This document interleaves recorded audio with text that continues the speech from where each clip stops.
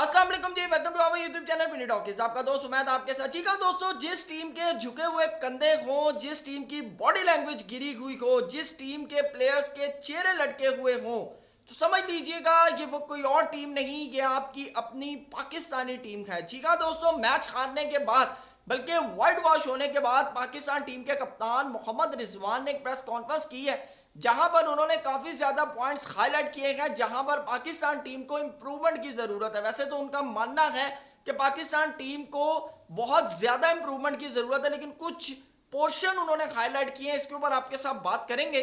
Channel पर नए आए हैं तो इसको सब्सक्राइब कर लें, वीडियो पसंद है तो लाइक भी करें और कमेंट सेक्शन में अपनी कीमती राय से जरूर आगाह कीजिएगा कि मोहम्मद रिजवान की बातों से आप कितना इत्तेफाक करते हैं। ठीक है दोस्तों, मोहम्मद रिजवान से पूछा गया कि भाई आप जब सीरीज हारे हैं तो उन्होंने कहा पीछे कुछ रह नहीं गया, पीछे कुछ रह नहीं गया और न्यूजीलैंड ने बहुत ज़बरदस्त किस्म की क्रिकेट खेली है। उन्होंने कहा हमने ट्राई नेशन सीरीज़ खेली, उसके अलावा ये ओडीआई सीरीज़ खेली, न्यूजीलैंड ने बहुत आउट क्लास किस्म की क्रिकेट खेली है। लेकिन उनसे टॉस के ऊपर पूछा गया, उन्होंने कहा कि जो कंडीशन डिमांड कर रही थी ना कि हम टॉस जीत कर अगर पहले बैटिंग करते, तो उन्होंने कहा भाई रिजल्ट कुछ और ही होते, ये जो हम 200 के पास पहुंच रहे थे ना, शायद 100 भी ना टपते। ये कहना है मोहम्मद रिजवान का। उन्होंने कहा पहले 10 ओवर में हमारी जो बल्लेबाजी है ना वो बड़ी मायने रखती है, और उन्होंने कहा कि हम पहले 10 ओवर के अंदर विकेट नहीं बचा पा रहे। आप कह रहे हैं कि हम पहले बैटिंग करते, अगर हम पहले बैटिंग करते तो भाई सत्यानाश हो जाता, सत्यानाश हो जाता, एक्सपोज हो जाते हम लोग फुली टाइम।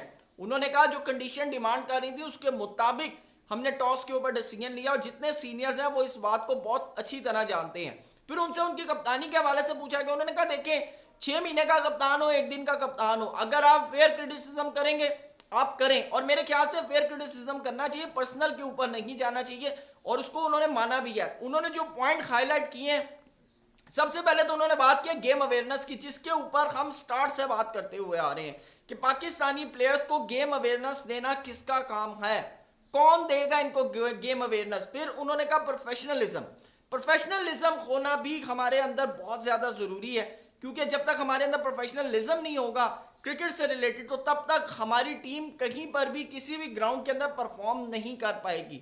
फिर उनसे खास तौर के ऊपर उस पॉइंट के ऊपर बात की जिसके ऊपर हम शायद ट्राई नेशन सीरीज से बात करें कि भाई हम 40 ओवर तक तो एक टीम को रोक लेते हैं, लेकिन आखिरी 10 ओवर जो होते हैं ना हम बिल्कुल खुला छोड़ देते हैं, और हमने 40 ओवर के अंदर जितना कुछ किया होता है वो आखिरी 10 ओवर के अंदर मलिया मेट हो जाता है। हाँ, इस दफा ये हुआ कि हमें 100 रन नहीं हुए, वो शायद शाहीन अफरीदी नहीं थे, नहीं तो 80-85 रन तो हमें आखिरी 10 ओवर के अंदर इस पूरी सीरीज के अंदर हुए हैं।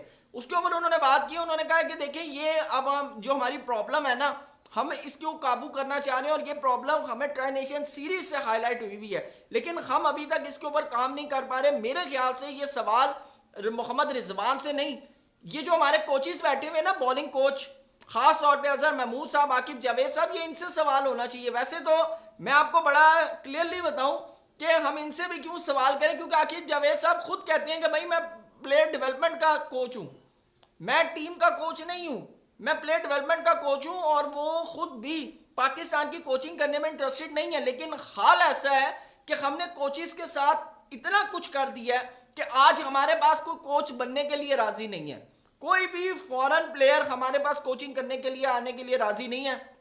हमने जिस तरह गैरी क्रिस्टन के साथ किया, हमने जिस तरह जैसन ग्लस्पी के साथ किया, तो अब ये जो कोचेस इस वक्त बैठे हुए ना, बहुत से लोग बात कर रहे होंगे कि भाई आकिब जावेद को हटा क्यों नहीं रहे, अजहर महमूद को हटा क्यों नहीं रहे। इस वजह से भाई हमारे पास कोच ही नहीं है, हमारे पास कोच की सीवी नहीं है, हमने ये हालात किए हैं इन लोगों के साथ।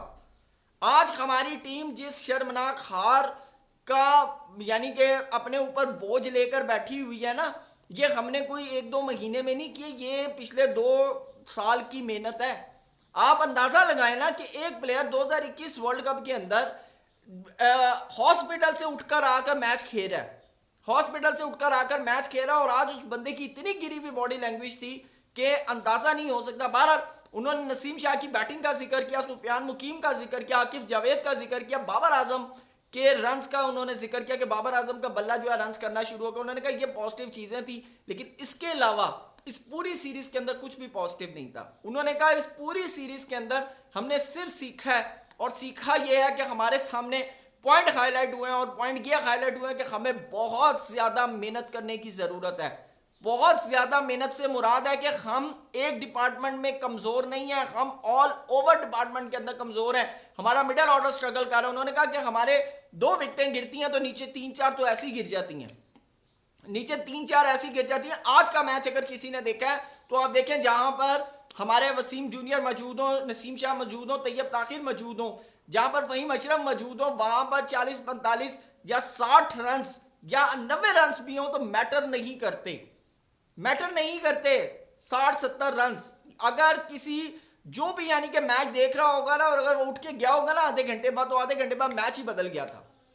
ये गेम अवेयरनेस की बात है जिसके ऊपर मोहम्मद रिजवान बात करेंगे। प्रोफेशनलिज्म की बात है कि हमें गेम अवेयरनेस चाहिए होगी। और पाकिस्तान क्रिकेट का दोस्तों सिस्टम इतना घटिया हो चुका है कि आई एम वेरी सॉरी कि अगर आप विराट कोहली को लाकर यहाँ पर 6-7 महीने छोड़े ना, तो विराट कोहली की परफॉर्मेंसेज आपके सामने होंगी। ये मैं आपको हकीकत बता रहा हूँ। हमारी क्रिकेट इतनी बुरी हो चुकी है और क्रिकेट फैंस जो हैं वो यानी कि इतना ज़्यादा यानी कि दुखी हुए हुए हैं। और हमारे पास एक ही इंटरटेनमेंट, और लोग कहते हैं कि हमारे पास टैलेंट नहीं है। जिस गली के अंदर आप अभी अपनी गली के अंदर जाए ना, तो किसी ना किसी चौक के ऊपर लड़के क्रिकेट खेल रहे होंगे। जिस गली मोहल्ले के चौकों पर क्रिकेट खेली जाती हो ना, उस मुल्क के अंदर ये बात करना कि टैलेंट नहीं है, ये मेरे ख्याल से उस मुल्क के साथ ज्यादती होगी। और ख़ास तौर के ऊपर न्यूजीलैंड, आप देखें कि न्यूजीलैंड की टीम के अंदर इन्होंने फाइनल खेला चैंपियंस ट्रॉफी का, इनके 2 मेन बॉलर नहीं थे, लॉकी फर्गूसन, मैट हेनरी, और वो फाइनल खेल गए। अब यही चीजें होंगी, आपका कोई ना कोई प्लेयर जो है वो मिस होगा। हम कब तक अपने प्लेयर के इंजर्ड होने का, प्लेयर की इंजरी के रोने रोते रहेंगे? हमारा वो इंजर्ड हो गया, हमने पूरा Asia cup 2023 world cup Naseem Shah की इंजरी पे गुजार दिया। हमने सिर्फ T20 वर्ल्ड कप था जिसमें हमने किसी की इंजरी का जिक्र नहीं किया। हमने पूरे का पूरा चैंपियंस ट्रॉफी 2 मैच हमने रोते हुए गुजार दिया। हमारे मेरे साइम और फखर, साइम और फखर, साइम और फखर। अब ये चीजें जो है ये चलेंगी, ये चीजें अब चलेंगी। हमें अपनी बेंच के ऊपर काम करना है, हमने बहुत ज्यादा काम करने की जरूरत है। जिस तरह रिजवान ने बात किया, हम एक जगह वीक नहीं, हम फील्डिंग हो, बॉलिंग हो, हम स्टार्ट के 10 ओवर हो, हम आखिरी 10 ओवर हो, हमारी बैटिंग, खास तौर पर ओपनिंग की बात करें, मिडल ऑर्डर की बात करें, हमारी टेल एंडर जो है उसकी बात करें, हम हर जगह वीक हैं। हम एज अ टीम इस वक्त पैथेटिक डाउनवर्ड सिचुएशन से गुजर रहे हैं। और इसके ऊपर सिंसियरिटी के साथ पाकिस्तान क्रिकेट बोर्ड को, पाकिस्तान के खिलाड़ियों को सोचना है। अगर हम अगले 6-7 महीनों में इन तमाम चीजों के ऊपर काबू ना कर पाए तो दोस्तों वो वक्त दूर नहीं है कि पाकिस्तान क्रिकेट का हाल पाकिस्तान की हॉकी जैसा ना हो जाए। अल्लाह ना करे पाकिस्तान की हॉकी जैसा हो जाए। क्योंकि being a cricket fan, being a cricket analyst, जो चीजें सामने आ रही हैं, जो चीजें नजर आ रही हैं, और जिस तरह की पैथेटिक परफॉर्मेंसेस नजर आ रही हैं, और खास तौर के ऊपर जिस तरह की बॉडी लैंग्वेज नजर आ रही है, हम कोई पहली दफा व्हाइट वॉश नहीं हुए। हम इससे पहले बड़े बड़े इवेंट से स्टार्ट के अंदर बाहर हो चुके हैं। लेकिन आज जो पाकिस्तान टीम की बॉडी लैंग्वेज है, इससे शायद ये लगता है कि हम बीइंग अ प्लेयर, हम खुद इस बात को एक्सेप्ट कर चुके हैं कि भाई हम नहीं जीत सकते। ये मैं हकीकत बता रहा हूँ। आप आज प्लेयर्स की बॉडी लैंग्वेज देखें। फिर खुश दिल शाह साहब का जो इंसिडेंट हुआ है, उन्हें फैन ने एक टॉन्ट किया, उसके ऊपर वो यानी कि गुस्से में आ गए। तो ये जो चीज़ें हैं ना, या हमें थोड़ा सा जज्बात को कंट्रोल करना। और फैंस की तरफ से भी मैं ये बात करूंगा कि भाई हार रहे हैं, सब चीज़ें, आप पर्सनल टॉन्ट मत करें, आप परफॉर्मेंसेस के ऊपर क्रिटिसिज्म करें। आपको गुस्सा है, आप गुस्सा निकालें, लेकिन आपको कोई हक नहीं पहुंचता आप किसी फैन के ऊपर या किसी भी प्लेयर के ऊपर आप किसी भी किस्म का टॉन्ट करें। मैं हकीकत बता रहा हूं। और प्लेयर्स की तरफ से भी है कि अगर कोई फैन को बात करे तो इग्नोर करें। भाई गुस्से में है, दुखी है, आपकी हार देखकर नहीं, आपको हारता हुआ देखना चाहते हैं, आपको जीतता हुआ देखना चाहते हैं। लेकिन उससे पहले आपकी परफॉर्मेंसेस मैटर करती हैं। खास तौर के ऊपर मेरिट, सबसे पहले मेरिट जो है वो मैटर करता है कि मेरिट के ऊपर सिलेक्शन होनी चाहिए।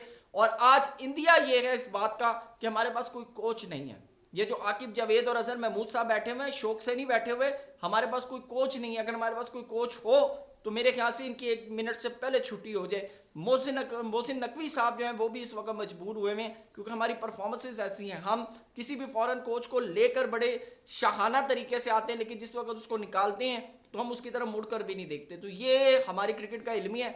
आप कितना एग्री करते हैं कमेंट सेक्शन में ज़रूर बताइएगा। Thank you so much. अल्लाह हाफिज़।